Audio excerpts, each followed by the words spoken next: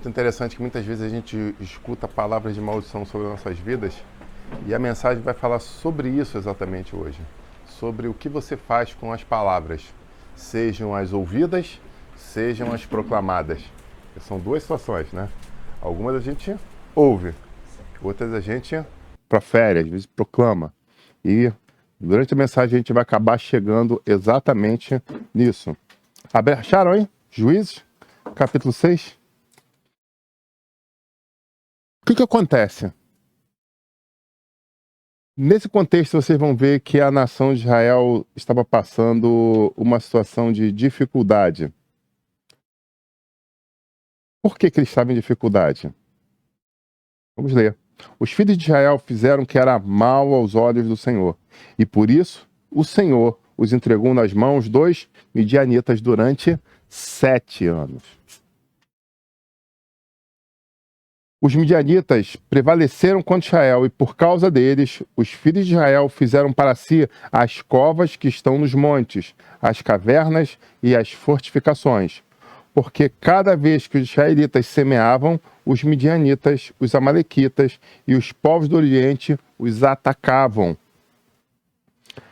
Acampavam em Israel, destruíam os produtos da terra até a vizinhança de Gaza, e não deixavam Israel sustento algum, nem ovelha, nem boi, nem jumento, pois vinham com o seu gado e suas tendas como uma nuvem de gafanhotos. Eram tantos que não podiam contar, nem a eles, nem aos seus camelos, e entravam na terra para a destruir.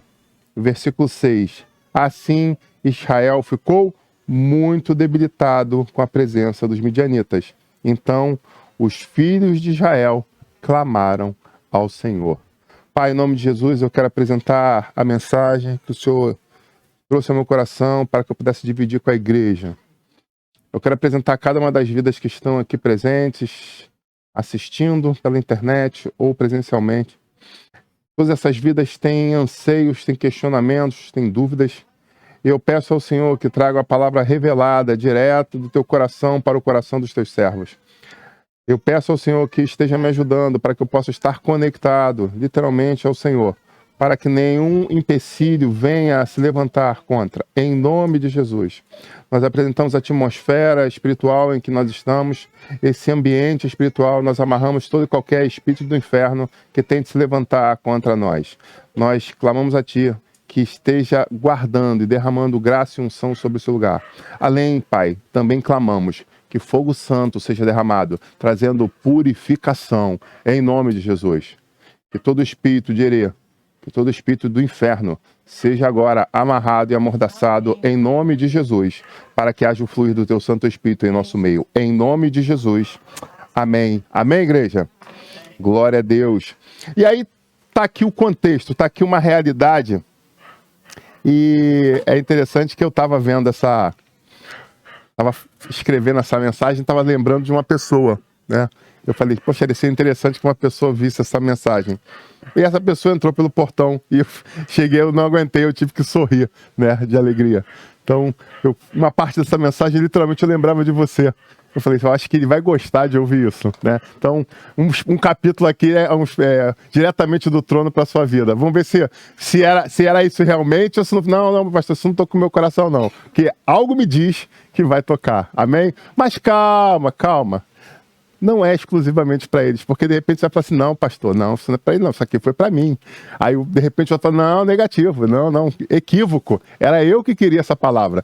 Porque isso que é a beleza do evangelho. Você pode falar vermelho, e vermelho soar em 3, 4, 5 mil ouvidos diferentes, e cada um conseguir uma resposta de uma coisa simples. Porque o Espírito Santo fala com cada um de uma forma, e eu glorifico ao Senhor por isso. Essa beleza do Evangelho, essa coisa extraordinária. Bom, lemos esse texto falando de Israel, ok? Aí eu pergunto, qual é o título da mensagem dessa noite? O título da mensagem dessa noite poderia ser O Desespero de Todo Adolescente. Ou O Desespero de Todo Mototáxi. O Desespero de Todo Empresário. Você pergunta, pastor, que título seria esse? Quando só resta 1%. Né? Quando você pega o pessoal do smartphone aí, que você está ali trabalhando no celular, hoje em dia muita gente trabalha através dos aplicativos, e quando você olha, imagina ali, entregas, e quando você olha, 1%.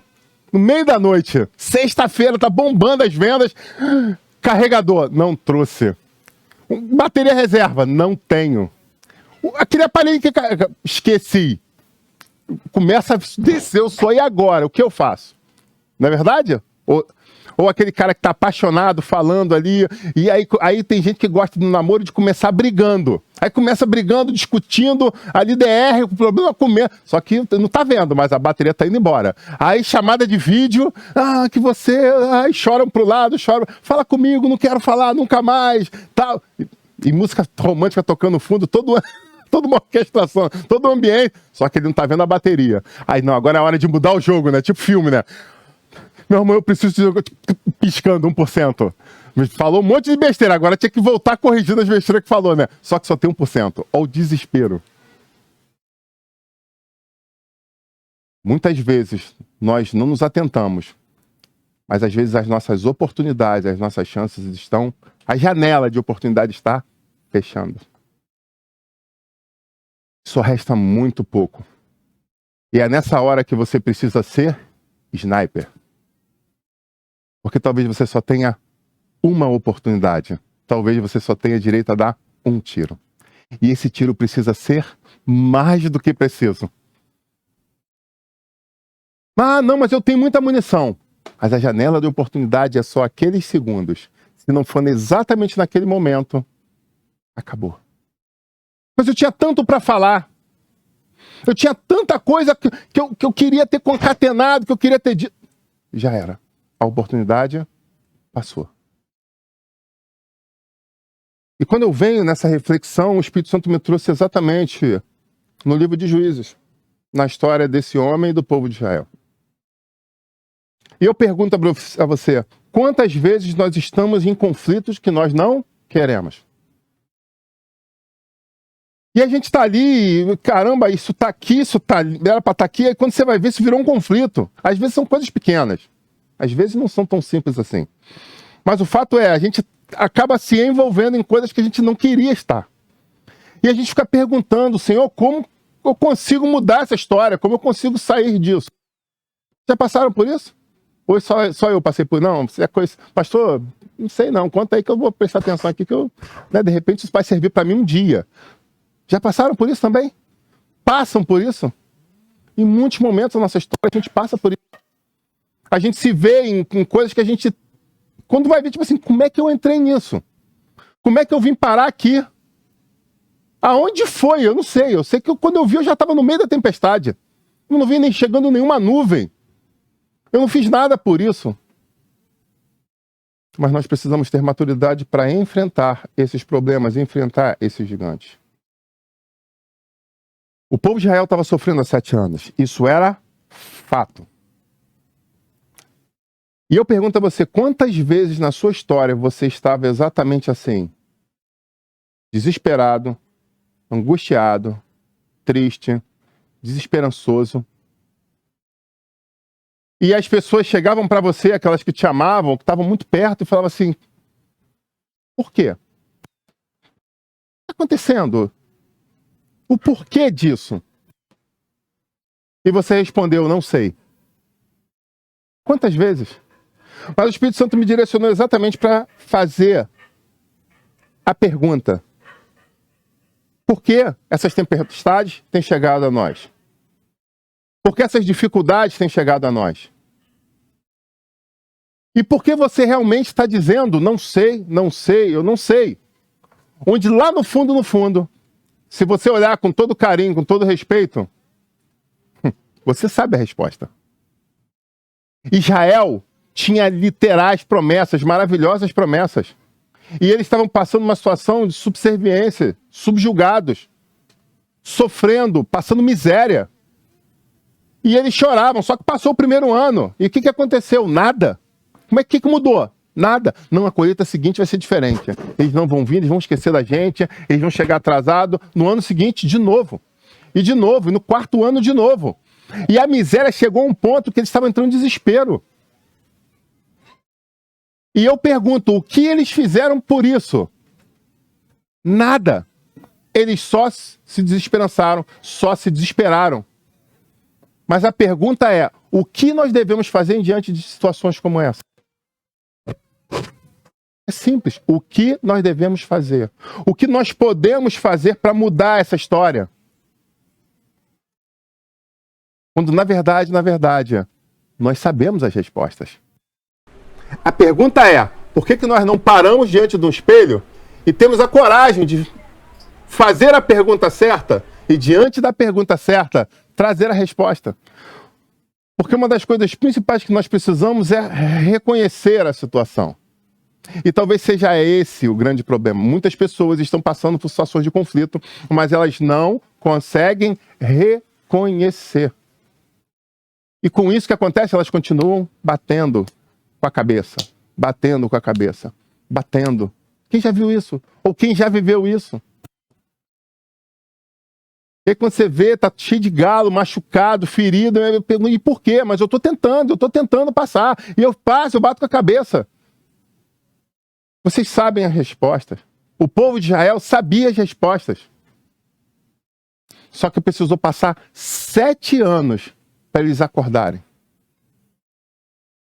E olha que interessante, a palavra não fala que Deus os amaldiçoou por 7 anos. Não. Eles, na dura cerviz, tentavam, da forma deles, mudar a sorte da coisa. E no ano seguinte dava errado de novo.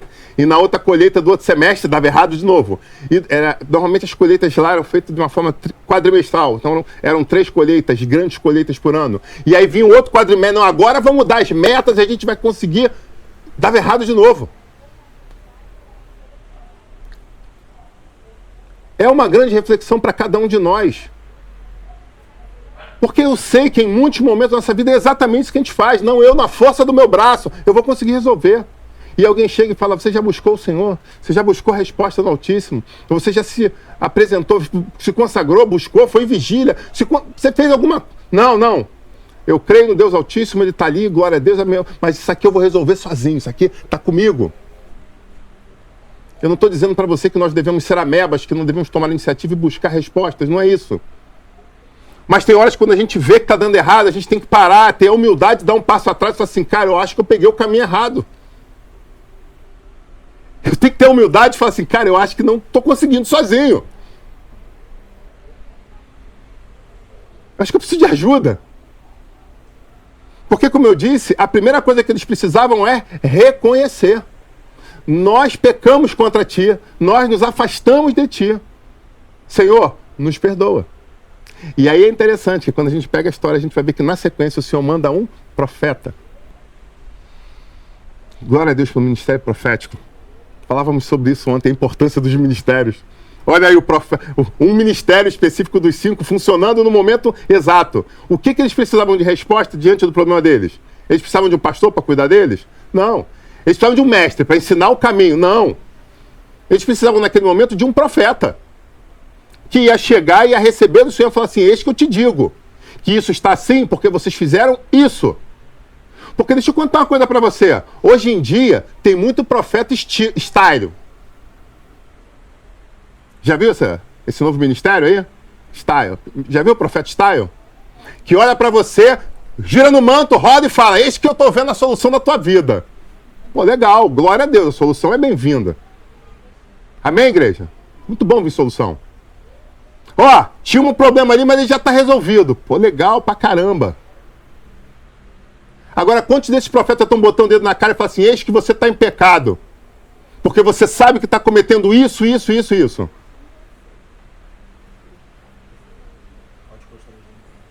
Ah, não pode mais constranger ninguém, é anticonstitucional. Aí a Bíblia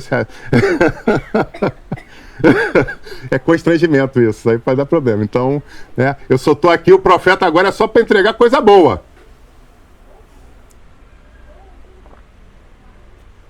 Eu vou até beber água, porque eu estou pensando aqui no meu gurguminho, meu botão, se eu falo isso ou não falo, porque às vezes eu fico... Pastor, ouve tanta coisa que às vezes ele não sabe se pode dividir ou não pode dividir.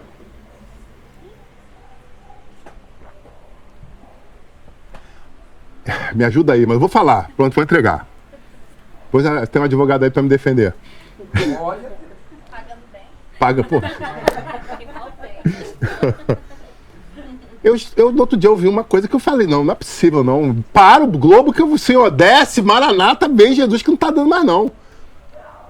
O meu irmão falando que não, eu fui no profeta, eu tô buscando, e Deus usou aquele homem de Deus para falar para mim. Aí eu falei, falar o quê? Que minha lágrima ia secar, que aquele homem ia vir pros meus braços, e que eu ia ser feliz. Eu falei, para, só tem um detalhezinho que tá faltando. O profeta te disse isso, falou, eu tô emocionado, mas você não tava namorando um cara casado? Ah, essa é a segunda parte, qual? Deus falou que ia matar a mulher dele. Eu falei, pênalti, para, vocês estão rindo. Eu tô falando a verdade, eu tô no altar. Eu falei, calma, como é que é a história? Eu tô emocionada, Deus ouviu meu clamor. Eu falei, você tava adulterando. Aí o Deus Todo-Poderoso falou que ouviu o teu amor, do teu coração, que era sincero, vai matar a mulher dele pra você ficar com ele. Vocês estão rindo, é sério. Tem gente brincando com coisa que é séria. Tem gente fazendo graça com a graça. Aí tem igreja que não acredita no ministério profético e o nego não sabe o que é. Porque tem charlatão da fé brincando com coisa que é séria, gente. E a igreja, ó, bombando. Porque você quer o quê? Você quer ouvir o quê? Vai nascer cabelo de novo, hein? Eu tô vendo você cabeludo de novo. O outro levantou, já começou a chorar um aqui, ó. Tem ali, ó, um dando glória a Deus ali.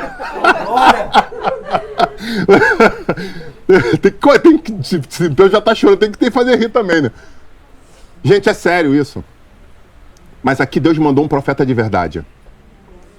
E profeta de verdade fala a verdade. Quando ele fala, eis que agora vem o conforto, é porque vem o conforto. Mas quando ele fala, arruma a tua casa, porque teus dias é porque os teus dias estão acabando. A coisa tem que ser feita com amor e com temor.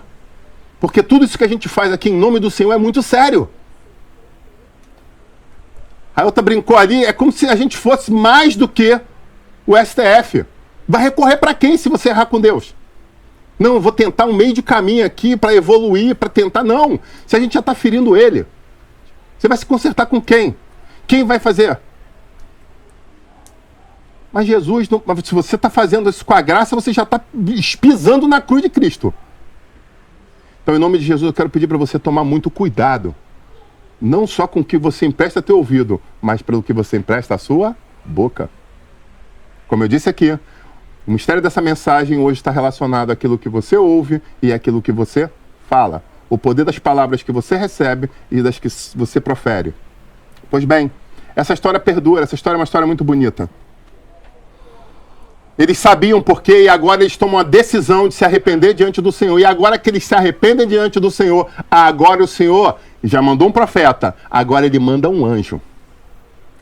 E agora o anjo vai parlamentar com alguém. E aí você pergunta, quem o anjo do Senhor procura no território de Israel para recomeçar a história? Com um homem chamado Gideão. A pergunta é, e a Bíblia responde, quem era Gideão? Gideão era um príncipe que morava em Jerusalém, de uma grande casta, de uma linhagem, de uma família gigante, que tinha um grande poderio bélico. Era isso que era Gideão? O que a Bíblia fala de Gideão? Quando o anjo chega e fala, eis, eu estou vendo aqui o homem corajoso, valente, o escolhido do Senhor, aí Gideão fala, hã? É comigo esse negócio aí? Calma aí, eu acho que o anjo pegou o localizador errado, acho que ele veio no lugar errado. Anjo, dá uma olhada de novo aí na tua planilha, vê se tá certo mesmo esse negócio. Tá brincando comigo?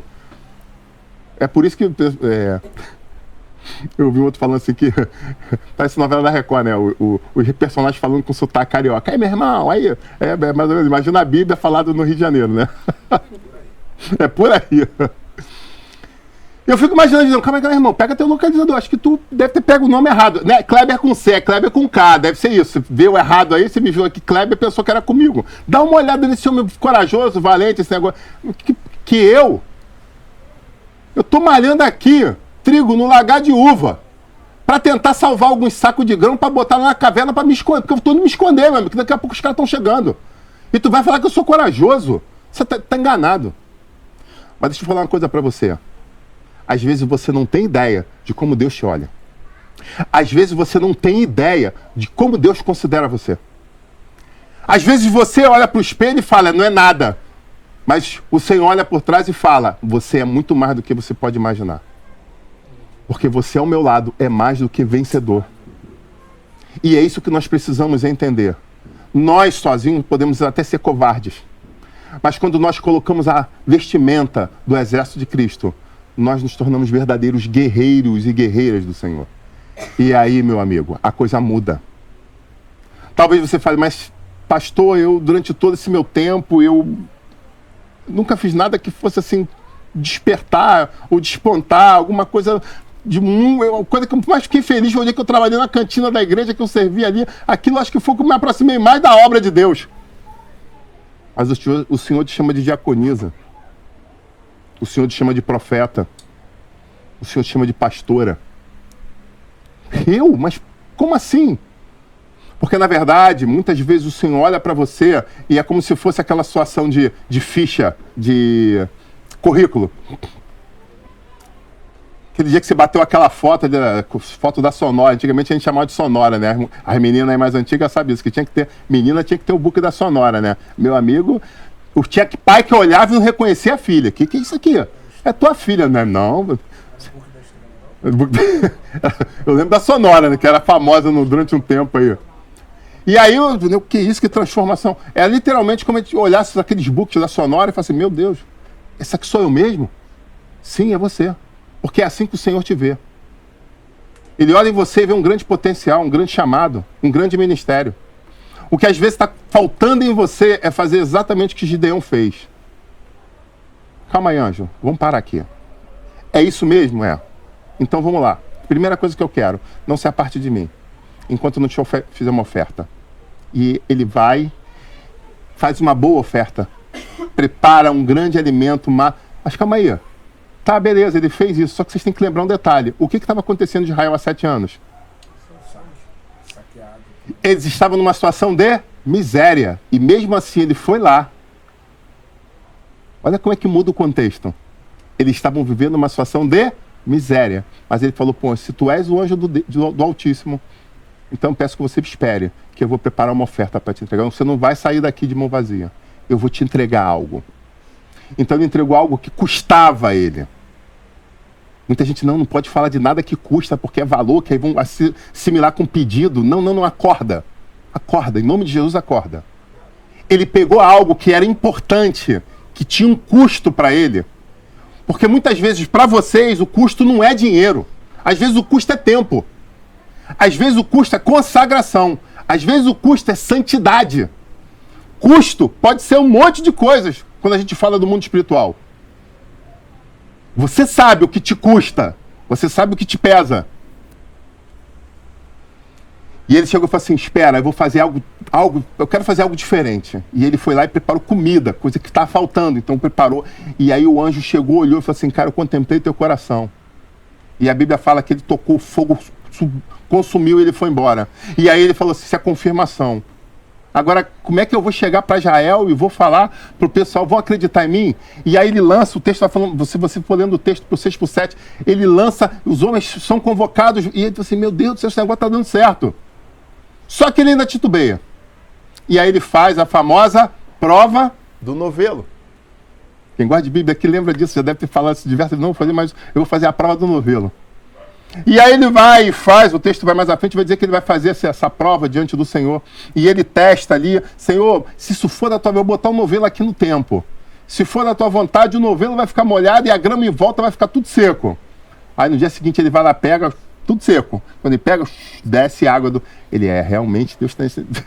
Senhor, tipo assim, você não se importa... Lembrei até de uma pessoa aqui da igreja. Senhor, tipo assim, você não se importa se eu pedir confirmação mais uma vez, não? É uma pessoa aí, quem é dos bastante sabe, é uma pessoa aí que Deus faz, desce coluna de fogo, ela, que lindo isso, meu Deus. Mas no dia seguinte ela, pai, aquela coluna de fogo foi maneiro, né? Aqueles anjos passando com trombeta.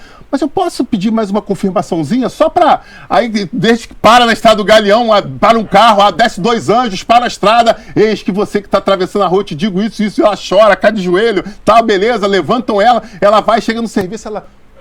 Caramba, que emoção, eu tô tremendo aqui diante. Foi muito lindo aquilo, mas pai, posso pedir só mais uma confirmação? Meu Deus do céu, cara, essa pessoa, daqui a pouco Jesus vai abrir o céu, olha aí. Ela vive pedindo confirmação da confirmação, cara. O negócio é... Eu não vou falar nomes não por questões éticas, mas quem tá aqui sabe quem é. Só mais, senhor, mas só mais uma confirmaçãozinha. Ai, glória a Deus. Só que Gideão faz o quê? Gideão fez duas, então anota aí que duas tá tranquilo. Se passar de assim, aí eu já não quero arriscar, né? Deus teve paciência com Gideão com duas. Ele falou assim, no dia seguinte, vamos fazer o seguinte, eu posso pedir só uma coisa? Só para garantir mesmo. Eu vou botar de novo o novelo lá. Se tiver tudo encharcado e o novelo tiver seco, aí eu vou ter certeza que o Senhor vai dar vitória pra gente nesse negócio. No dia seguinte estava lá o quê? Tudo cheio de sereno e o novelo seco. Era a confirmação que eles precisavam. E agora ele estava com um exército de aproximadamente um pouco mais de 30 mil homens. E é exatamente aí que o Senhor falou ao meu coração, e agora que eu chego ao ápice dessa história. Ele tinha 30 mil homens contra um exército quase que incontável. Ele fala que era como se fosse uma nuvem de gafanhotos. Os camelos dele eram uma tropa de infantaria leve, né? Uma tropa de infantaria leve gigante. Era muito camelo. Perdia-se a conta dos camelos. Traduzindo, se você pensar que era um ataque no deserto, eles tinham uma tropa de camelos, o que acontecia? Quando o atalaia estava lá em cima na torre de vigia, via eles, que ele tocava, ele pegava o chifre e tocava. O que acontecia? Quando eles começavam a se mobilizar para a guerra, eles já tinham chegado. Por quê? Por causa dos camelos. Então, o deslocamento era muito rápido, né? Por isso que é chamado de tropa de infantaria leve hoje no exército, nos exércitos mundiais, que são carros leves que levam a tropa rapidamente. Então, isso era o fator positivo. Não tinha tempo, vamos fechar rápido, vamos tentar. Já era, chegaram. Aí depois chegava a infantaria.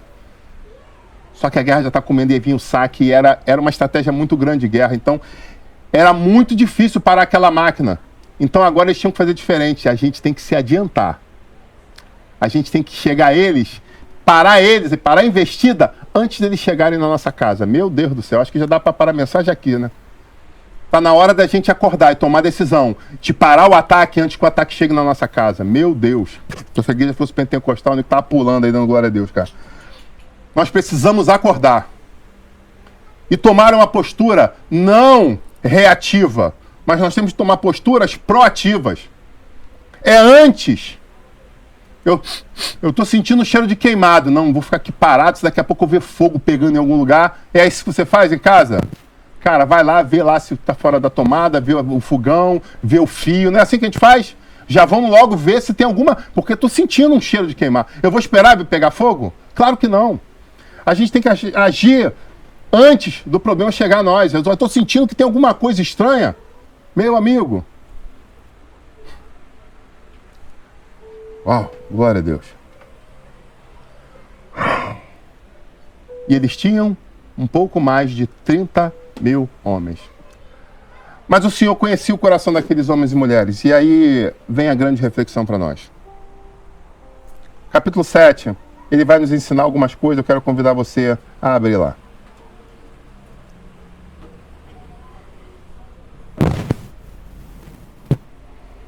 Versículo 1 do 7 vai dizer o seguinte: então Jerubaal, isto é, Gideão, se levantou de madrugada e todo o povo que estava com ele acamparam junto à fonte de Arode, de maneira que o arraial dos midianitas ficava ao norte deles, no vale, perto do monte de Moré. E o Senhor disse a Gideão: é demais o povo que está com você, para eu entregar os midianitas nas suas mãos. Calma aí, cara, os caras tinham um exército incontável, o cara tá com 30 mil. Como assim? Eu tô cheio, tem gente demais comigo. Eu acho que eu perguntaria, senhor, o senhor tem certeza que o senhor tá... O senhor contou direitinho, hein, senhor? Dá uma olhada. É porque depois ali tem mais gente depois, só de repente o senhor tá de uma posição aí do céu que o senhor não tá vendo. Como assim que tem muita gente comigo? O exército dos caras é muito maior que o nosso, eu consegui juntar 30 mil no sufoco, o senhor tá falando... Mas o Senhor sabia o que estava fazendo. E eu quero convidar você a descansar nas mãos do Senhor e a confiar nas palavras dele, porque ele sabe o que está fazendo na sua vida. E o Senhor disse, é demais o povo que está com você para eu entregar os midianitas nas suas mãos. Israel poderia se gloriar contra mim, dizendo, a minha própria mão me livrou. Meu Deus do céu, isso é muito profundo.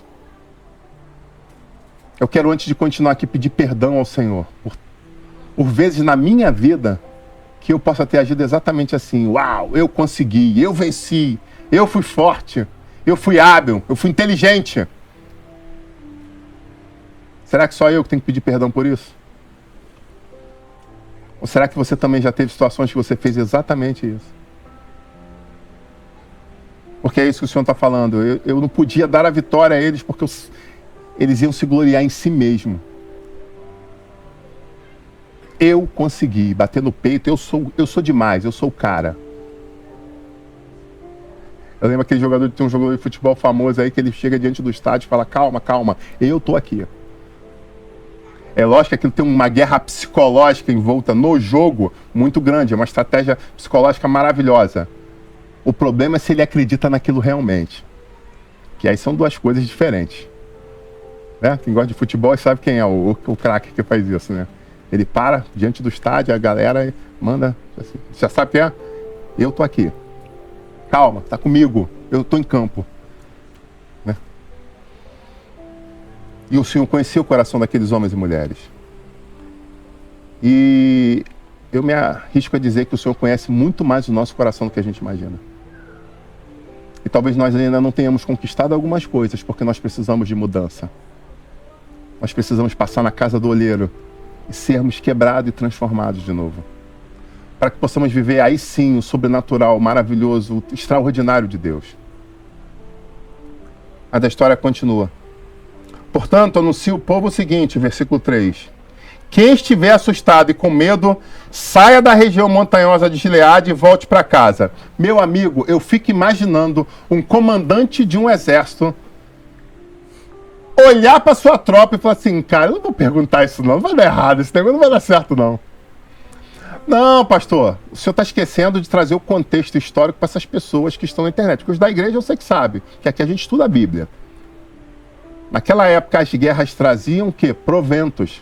Então os guerreiros eram sustentados através das guerras, onde eles conseguiam ganhar os despojos das guerras, eles pegavam as riquezas daqueles que haviam pilhado, e aí quem vencesse levava tudo e pronto, voltava para casa, alguns voltavam ricos.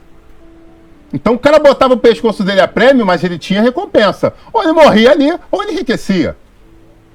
Então, de repente, pô, mas aí é interessante, eu tô trabalhando de 8 às 5, tô pagando salário mínimo, de repente, se fosse o dia de hoje, eu botava essa farda aí, também nesse negócio, nesse combate aí. Mas tinha que ter coragem para fazer isso. Não era qualquer um. Então, quando ele faz essa pergunta, ele fala assim, tá, eu sei que tem gente que tá duro, tá cheio de dívida, tá com dificuldade, filho tá nascendo, a mulher tá grávida de gêmeos, o cara não vai embora não, o cara vai ficar. Mas tem uma galera aí que eu não sei não, tem uma galera aí que nem, sei lá, essa galera, filho de papai esse, pô, acho que vai meter o pé. E aí ele faz a pergunta conforme o Senhor tinha orientado a ele, ele não faz da cabeça dele, ele faz o que Deus mandou. E aí vem a notícia. Então 22 mil homens voltaram e somente 10 mil ficaram. Para pensar estrategicamente o que isso significa. O outro falou que suicídio.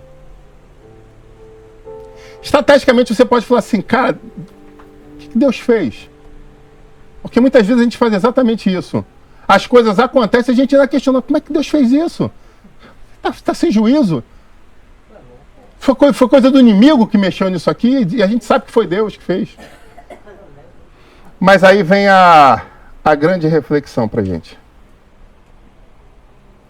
Deus conhecia os corações. E porque Deus conhecia os corações, ele ainda fez pior, ou melhor, depende do ponto de vista. Ele manda eles chegarem de leve os homens à água, porque eu vou fazer um teste. Você vai separar 2 tipos de homem. Qual era o primeiro tipo? Quando estavam diante da água? E aí eu sei que tem algumas pessoas aqui que são operacionais guerreiras, entendem isso aqui perfeitamente. Sede, deserto, perto do combate. O que eu faço para beber água? O que alguns fizeram? Se abaixaram e ó, cabeça na água e bebendo água milhão. E o que meia dúzia, ou melhor, aproximadamente 300 fizeram? Abaixaram e... Era isso que a Bíblia fala. Se você não consegue entender a questão do lamberam, é isso. Uns abaixaram e beberam água na fonte. Outros pegaram e ó... E qual é a diferença entre um e outro? Quando você está num campo de batalha, você não pode tirar os teus olhos do combate em momento algum. A maior parte deles olhou para a água, traduzindo, perdeu o foco. Era isso que Deus estava mostrando. Você ainda tem 10 mil, mas tem muita gente que está contigo, que até não teve coragem, não foi covarde, que aceitou ir, mas está na emoção, porque elas estão desfocadas. Mas tem outras que tiveram coragem de manter isso contigo e elas não perderam foco em momento algum. Então elas estavam bebendo a água, mas a água vindo no rosto e não o rosto indo na água. Pastor, o objetivo não era matar a sede? Faz toda a diferença. Aqui talvez no momento de paz não, mas num campo de guerra faz toda a diferença. E o Senhor falou, separa. Só que quando o Senhor falou, separa, foi 9.700 por um lado, ficou só 300 por outro. E aí o que o Senhor falou? Dispensa os 9.700, fica só com os outros 300. Aí eu fico imaginando ele como general. Agora, só com 300 homens, diante de um incontável exército que estava à frente dele. Sabe, eu quero terminar essa mensagem te dizendo exatamente o seguinte. Deus conhece os corações. E quando o ilógico fala mais alto, quando o menos é mais, de todas as opções dele, se você fizer uma conta matemática simples, ele tinha um pouco mais de 30 mil, aproximadamente 30 mil. E agora ele estava com quanto? Ele estava com quanto? Que é exatamente 1%.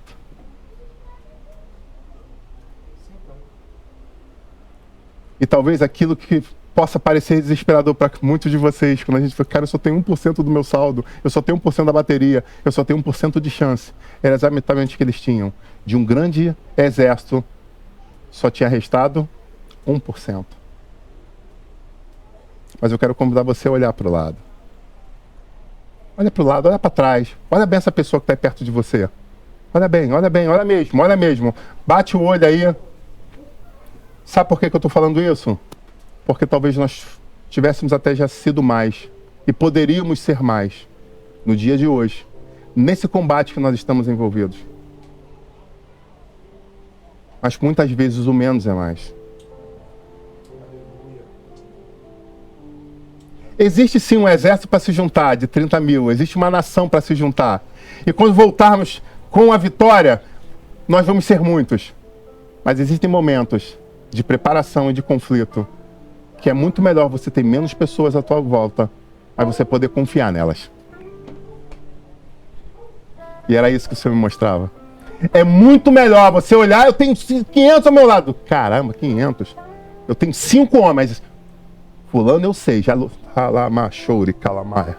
Fulano eu já lutei no combate na situação tal. Beltrano eu já ouvi falar dele. Beltrano combateu a luta de não sei aonde. E aquele ali, não conheço não, eu conheço, dou testemunho por ele. Aquele rapaz ele maneja espada como poucos. Aquele rapaz ali virou faixa preta com 20 e poucos. É mesmo, aquele ali não se preocupa não, ele não vai regar não. E aquele outro ali, aquele ali atira fundo, aquele cara de naipe, aquele que tu não tem noção. Se você estiver lá tocando espadada, não se preocupa, se você cair, só abaixa a cabeça que ele vai acertar. A equipe que está contigo é provada e aprovada. Ninguém vai ruir. Ninguém vai ruir. São pessoas que foram escolhidas para combater um bom combate. Porque deixa eu te falar uma coisa. Sabe o que mata mais do que células cancerígenas? São palavras cancerígenas. Meu Deus do céu.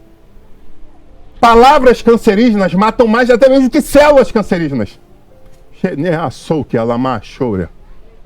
Porque às vezes você olha para diagnósticos que estão no papel, e você fala, eu não aceito o diagnóstico. Isso vai mudar. Mas se você tem a pessoa errada do teu lado, ela fala assim, ai que pena, vou comprar um caixão já, porque você já morreu. Já era. Vamos fazer o seguinte, vamos curtir a última semana, porque é o que o médico falou que você tem de vida. Então deixa eu te falar, palavras cancerígenas matam mais do que células cancerígenas. Meu Deus. Então ele sabia que um grande exército de covardes era muito pior do que poucos guerreiros combatentes que acreditavam no Deus Todo-Poderoso e o quanto eles treinaram para aquilo. E o Senhor me falou, talvez hoje não sejam muitos, mas é uma tropa de elite. São pessoas que estão sendo treinadas para fazer diferença aonde quer que pisem. Talvez exista muito oba-oba, muita gente falando e marchando, com bons musicistas, falando, vou pisar na cabeça do inimigo. Quando aparece um demoniado, mais da metade já sai de perto. Mas aqui eu não tenho dúvida, que vai ter briga para dizer quem vai expulsar. Meu Deus do céu. Se eu falar o joelho não está dando, tem que alguém ministrar. Não, pastor, eu prego, porque tem gente que sabe a palavra e quer ministrar. Se eu falar essa noite que eu estou sentindo de pedir para orar por cura, não tenho dúvida que vai levantar mais de um para falar, eu quero orar e jogar o óleo, pastor, porque eu acredito no poder da cura. É disso que eu estou falando. Muitas pessoas não conseguem mensurar e entender isso. Que é gente que olha para você e fala, cara, você está sem óculos hoje. Aí você, cara, você prestou atenção nisso? Prestei. Porque eu tenho te observado, eu te conheço. Você quer que eu dirija hoje? Não, tá tranquilo? Então você fica na direção que eu fico aqui na metralhadora. Vamos partir pro campo do inimigo. Você andou perdendo peso? Pô, tá treinando? Tá. Então vamos fazer o seguinte. Você quer ficar com o escudo ou com a espada hoje? Como é que você tá se sentindo? Porque eu tenho te observado. Uau, você tá com aquela Bíblia cheio de mesóclise e ênclise, porque tem gente aqui que usa só a RC daquela antiga, meu amigo. Quando lê aqui, metade das falas você nem consegue entender. Eu tenho estudado, pastor. Já estou numa pós-graduação, agora eu estou entendendo essas palavras aqui como ninguém. Então, beleza, você vai ler mapa. São pessoas que estão se adestrando para a guerra. São pessoas que não têm medo do combate. Aí você fala, mas eles são kamikaze? Não, são pessoas que sabem que lutar pelo exército certo, combater o bom combate, além de te dar uma satisfação pessoal, de poder dizer, eu sou, bater no peito assim, eu venci. Eu consegui superar as minhas dificuldades, os meus medos, os meus traumas, eu venci. Ainda desfruta das bênçãos do Senhor de uma forma que ninguém mais desfruta. E aí talvez seja o outro detalhe que muita gente não se toca. Dos 30 mil, 20 mil, 22 mil fugiram. Dos 10 mil que ficaram, muitos talvez estivessem focados o quê? No prêmio que estava por vir. Olha que profundo isso. Mas existiam 300 homens que não perderam foco. Guarde bem essas palavras.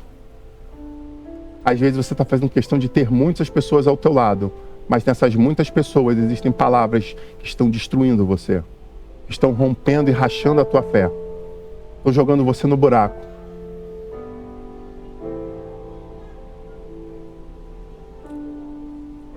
Talvez seja a hora de você se afastar um pouco de alguns grupos. É decisão sua. Uau. Entendam, pelo amor de Deus, entendam bem o que eu vou falar. Às vezes você tem que se afastar um pouco da tua família. Haladama, chover. Pastor, por favor, entenda, porque isso aqui não pode ser entendido de uma forma errada. Às vezes você está tão enfronhado na casa dos seus parentes. Meu Deus do céu, você sabe o que eu estou falando, eu não preciso explicar. Deus mostrou, mas você não precisa, você sabe. Você sabe que tuas primas estão te falando, você sabe o que teus tios estão falando. Você sabe. Tem gente no estelionato, tem gente na prostituição, tem gente traindo o marido. E te dizendo, é legal, é gostoso, é maneiro, é emocionante, dá um friozinho. O que está fazendo com a tua cabeça? Às vezes é melhor se afastar. Não, mas eu vou deixar os meus... Calma. Às vezes você, um pouco mais longe, mais perto de Deus, você tem muito mais capacidade de ajudar essas pessoas do que dentro da casa deles. Meu Deus do céu. Profundo isso. Isso é muito profundo. Eu falo com temor e com tremor, e com muito respeito. Mas eu estou falando diante de pessoas que são inteligentes e têm o Espírito de Deus. Amém, igreja? Amem as suas famílias, amem os seus parentes, por favor. Não é disso que eu estou falando. Eu estou falando que às vezes você ficar bebendo no mesmo copo, isso está sendo cura ou isso está sendo veneno para você? Será que isso está te levantando ou está te afundando? Uau! Eu lembro uma pessoa que, meu Deus do céu, como eu te falei, pastor, vive cada coisa que você não tem noção, cara. Eu lembro quando uma pessoa chegou para mim e falou assim: você é um homem de Deus, você é um abençoado, eu vejo que você se move em dons, em palavra, em profecia, tal. Eu falei: sim. Então tem uma pessoa que queria conversar contigo, tal, vamos intermediar isso aí. Eu falei: tranquilo, pode intermediar. Eu sabia que o que estava acontecendo era um traficante de um morro famoso aqui do Rio de Janeiro. E aí ele veio: pastor, eu queria desabafar algumas coisas, e disseram que o senhor é o cara que pode ter confiança no Senhor. Eu falei: tranquilo, vamos conversar, vamos lá. Eu só prometo a você uma coisa, eu vou falar a verdade, tá? Doa quem doer. Se quiser me matar depois, que isso, pastor? Não, eu tô avisando logo aqui agora, porque eu vou botar o dedo. Se eu tiver uma ferida aí, se tiver que enfiar o dedo, eu vou enfiar. Tranquilo? Então, mas eu vou falar com amor. Mas eu vou falar. É isso que você quer? É isso que eu tô precisando. Então você tá no lugar certo. Vamos sentar para conversar. Coincidentemente, você vive na minha vida, vive na história da minha vida. Você estava nesse dia, cara. Coincidentemente, eu estava nesse dia na igreja. Que a igreja começou. Quando a igreja viu, porque tinha muita gente que era da comunidade, quando ele viu chegando, a igreja ficou vazia. Eu falei: engraçado, foi todo mundo embora. E fez. Eu tô vendo um cara não que eu tô precisando. Eu falei: tem alguma coisa, deve ser um empresário famoso aí, né? Alguém da mídia, algum popstar que estão. Mas depois que eu descobri onde eu estava me metendo, eu falei: vamos que vamos, né? A minha esposa, tal, qualquer coisa eu encontro o resto da galera lá no céu. Vamos lá. E aí comecei. Ele desabafando, eu contrapondo, entendendo, interpretando, explicando. E a gente foi, e a conversa foi fluindo. Aí ele falou uma coisa que eu colhi. Eu falei: meu Deus do céu. Aí ele falou no meio: não, pastor, é porque a gente se aconselhava lá com outro pastor, tal, mas ele era um pouco diferente do senhor. Eu falei: como assim, né? Não, é porque quando a gente saía na guerra de invasão dos outros morros, a gente sempre passava lá primeiro, marcava com ele, para ele ungir cada um dos fuzis, para nenhum fuzil falhar. Eu falei: meu Deus do céu, cara. Eu falei: não, para, cara. Eu tô falando que tem gente que não tem noção do que tá acontecendo aí fora, cara. Mas ele ungia todos os fuzis para não faltar nenhum. Eis que nenhum fuzil desse trave no combate com os inimigos, senhor. Hã?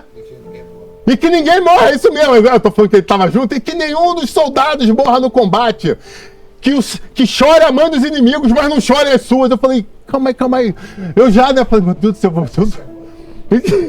pregava, ministrava, o nego chorava. E aí eles saíam para invasão. Entravam nos carros roubados e saíam para invasão. Eu falei: interessante, obrigado. Essa informação eu não conhecia, não. Ele: só por curiosidade, o senhor também não... Falei assim: não, eu tô fora. Não, só para saber, porque de repente eu substituía, botava o senhor nessa ficha, nessa fita, né? Porque quando a gente voltava com os despojos de guerra, a gente abençoava muito essa igreja. O senhor tem certeza que o senhor não... eu agradeço de coração, mas eu tô fora. Tá bom, o senhor que sabe. Tô te fazendo a oferta. Gostei do senhor, o senhor é homem de... Mas se o senhor quiser... Aí minha pressão chegou a subir agora, só de lembrar disso. Eu falei: meu Deus do céu, não acredito que fulano está se vendendo dessa forma. E a igreja dele bombando, com ar-condicionado, cadeiras novas, reformando. E eu tô: caramba, a coisa tá boa. Só que aí eu fui descobrir, pelo traficante, o que estava acontecendo. Você está esperando que eu faça isso para botar um ar-condicionado aí? Eu, infelizmente, quero dizer que, poxa, tem outras igrejas ali, vou dar endereço de alguns que eu conheço aqui. Eu estou contando rindo aqui, mas vocês entendem a gravidade disso. Obrigado por você ainda ser testemunho ocular dessa... Pastor, tá inventando, não é possível. Conversa com ele aqui que ele lembra dessa história toda. Preciso dizer que ele nunca mais voltou. Porque ele precisava de um homem ungido que ungisse. Meu Deus do céu. Eu preciso de alguém que se manifeste de verdade, para ter certeza que quando eu estiver fazendo a coisa errada, eu tenho a bênção do Senhor sobre a minha vida. Meu Deus do céu, não brinca com a graça. Eu quero terminar para você da seguinte forma. Hoje a gente passou um pouco da hora, eu peço perdão a vocês, mas Deus sabe todas as coisas. Porque daqui eu vou emendar na ceia. O Senhor falou para eles que eles tinham que usar de estratégia diferente. E eu estava lembrando de um filme de guerras antigas, onde os franceses e os ingleses lutavam pelo território da América do Norte. E eles já tinham vencido alguns combates na Europa, porque eles tinham um esquema na linha de mosquetes, que eram os caras abaixados, de mosquetão, os de joelhos em pé. Lembra? Já viram o filme, né? Quem conhece Guerra Antiga, quem já viu o filme já deve ter visto essa cena, né? Então tinha as linhas de mosquete. E normalmente os ingleses atiravam, só que eles atiravam em linha. E os franceses atiravam em linha de mosquete. Então o que acontece? Você dava um tiro, tinha que virar e botar, recarregar, pegar a bolsinha, socar, botar o babilha e pronto para o segundo tiro. Então, o que acontecia? Os ingleses atiravam. Aquele monte, derrubavam um monte lá. Só que o que acontecia? Quando eles iam recarregar, atirava a primeira linha. Enquanto estão recarregando, atirava a segunda linha e a primeira estava recarregando. Atirava a terceira linha, a segunda estava recarregando. E aí voltava a primeira e atirava, traduzindo. Eles não tinham chance, e aí o que acontecia? Meu amigo, eu acho que minha mãe está me chamando. Virava as costas aí, fugia. Era uma característica dessa guerra. Até que chegou um dado momento, alguém treinou eles de uma forma diferente. Cara, a gente está apanhando sempre da mesma forma, perdendo da mesma forma. Nós precisamos mudar essa história, então nós vamos fazer uma nova forma. E eles foram para um outro combate. E quando eles foram para o outro combate, o que eles fizeram? Montaram a mesma estratégia de linha e os franceses, linha de mosquete. E qual era a situação semelhante às guerras que a gente pega quando você começava a fugir, era a hora que desmontava a linha e eles invadiam atrás, matando as pessoas que estavam em fuga. E assim foi. Primeira linha tirou. E aí quando eles viram de novo, né, debandar, eles começaram a fugir. E aí os outros falaram, ganhamos mais uma vez, porque a arrogância precede a queda. E eles correram atrás. O que eles não sabiam é que enquanto eles corriam atrás, atirando pelas costas, quando eles desceram uma montanha, atrás dessa montanha tinha uma linha gigante de mosquetes agora esperando eles. Eles aprenderam a lição.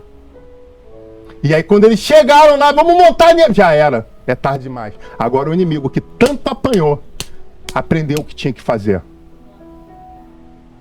E agora aquela grande linha de mosquito. Os que estavam fugindo só abriram a linha, montaram já a linha. Agora vou montar a gente. Que agora, meu amigo, era muito tiro contra os inimigos.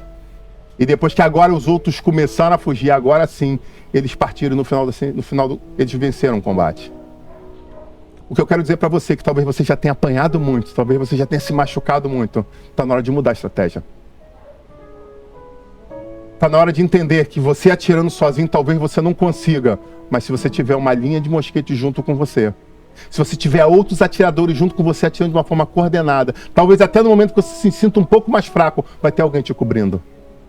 E é isso que eu quero convidar vocês, a se tornarem verdadeiros infantes que andem como um grupo operacional, confiando um no outro, defendendo um ao outro, buscando pelas madrugadas um pelos outros, clamando por cura um pelos outros, olhando nos olhos e falando, você está diferente.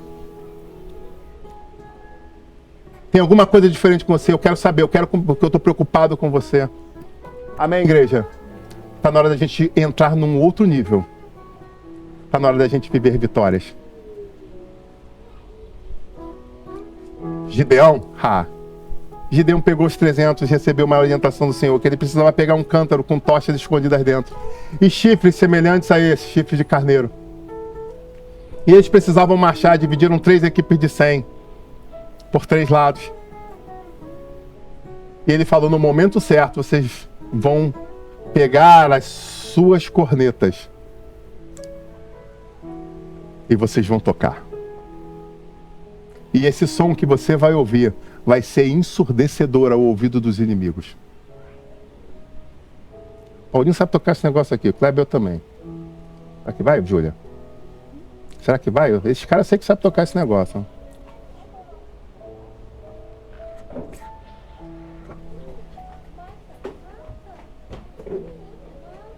Não vou me arriscar, não.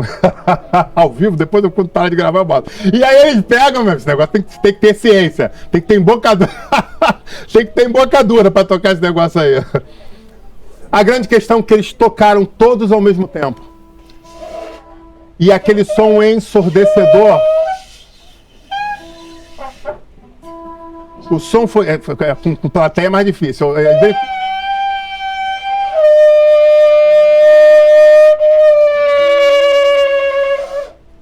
Aqueles 300 homens tocaram ao mesmo tempo. E esse som soou desesperador ao ouvido dos inimigos, a ponto deles começarem a guerrear entre eles. E no momento seguinte, a estratégia de Deus foi: quebre os cântaros e permita que as tochas sejam vistas. Porque onde há luz não há trevas. E aquelas tochas se tornaram de uma forma sobrenatural, como uma grande luz que ofuscou os olhos do inimigo. E agora eles estavam fugindo, batendo em retirada, desesperados uns contra os outros, matando uns aos outros. E o exército de Israel contemplando aquilo com os seus olhos.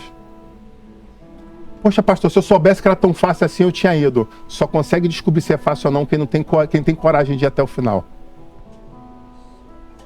Esse é o grande detalhe. Pode parecer loucura aquilo que o Senhor está te chamando a fazer. Pode parecer impossível, mas para o nosso Deus não é impossível.